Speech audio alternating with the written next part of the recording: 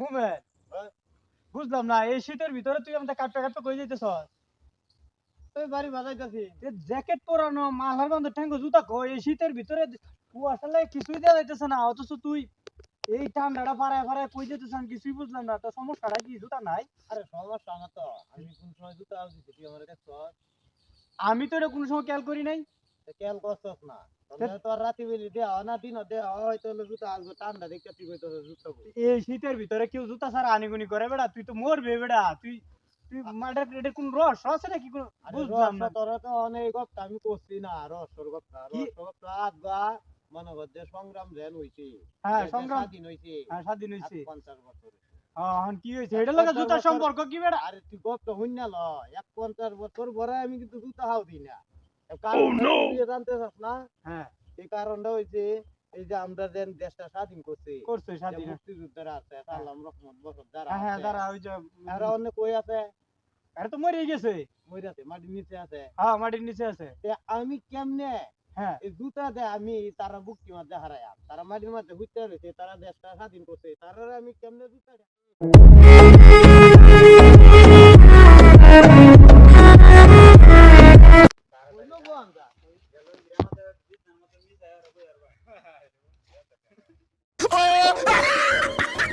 এ মোমেন ও বাচ্চা বেড়া তুই বুঝলাম না এনেকে বয়ে থেকে কি করো?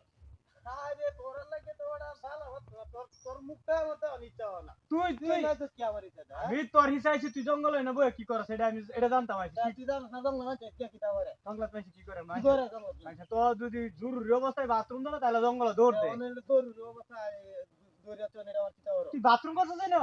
কি অবস্থা চিন্তা করেন ঘটনাটা জঙ্গলে বেরাচ্ছা লোকটা এ বিয়ে একটা ঘটনা হয়েছে দেখ কতক্ষণ আগে আমার লগে চাপা মারছে লোকটা। আচ্ছা আচ্ছা কইতাছে কি যে আমি কইছি তুই এই শীতের ভিতরে আরে ক্যামেরা করক না ক্যামেরা করে দেখি আমি কইছি এই না হুন নাই কতক্ষণ আগে আমি কইছি যে তুই এই শীতের ভিতরে জ্যাকেট পরানো মালহার বান্ধা তোর পায়ে জুতা কই? আসলে এটা তো আমি এটা কইছি আমারে কইছে কি জানেন আপনার গপটা বুঝেন আমারে কইছে তুই শিক্ষিত অশিক্ষিত গপ করস কে এই দেশটা স্বাধীন করছে যারা এরা কই আছে হন আমি কইছি মাটির নিচে ক লোকটি মাটির নিচে আছে এটা আমি অপমান করতাম না জুতা হাওতে তারা রে তখন কামটা কি করছে জানো কামটা কি করছে শুন না আমরা কি করছি তখন জুতা হাও দেয়া আপনার রানীগুনি করলে বুঝলিয়েছে যারা দেশ স্বাধীন করছে হ্যাঁ অপমান করা হইব তখন জঙ্গলে বয়ে গে বাথরুম করে দিছে তখন বাথরুম যে করছে না মাটির মধ্যে বাথরুম করলে অপমান হয় না আপনি বিচারটা করেন।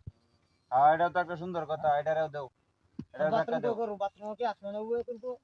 আপনি বাথরুম করলে অপমান করা হয় না? বাথরুম মারির উঠে যা বাথরুম করছে এটা অপমান না, তুমি জুতা হাতে ব্যাগ কেমনে কেমন হিসাব দাম নেন আপনি কহেন? তুমি তো ব্যাগ কর কাও ও আসলে তো কথাটা কি এটা আমরা বুঝাই তুই যাই বাসগা আমি জুতা হাও দেই না অপমান হবো দেখতে আমি তো মাটির উপরে বাথরুম করছি এটাও তো তেলে এটা অপমান হয় না? এটা অপমান, এটা বড় অপমান হয়। বছর পরে জুতা হাও না দে বলি এটা টাকা ব্যাগ করলে আমি করছো নাচ গাতাকে জুতা হাও দানি গুনি করবেন হ্যালো গাইস, ভিডিওটা আসলে কেউ সিরিয়াস নেবেন না। এটা দিয়ে আমরা এটাই বুঝেছি দেশপ্রেম এবং মানুষের প্রতি ভালোবাসা সেটা মনের মধ্যে থাকবে, সেটা লোক দেখানোর উদ্দেশ্যে নয়।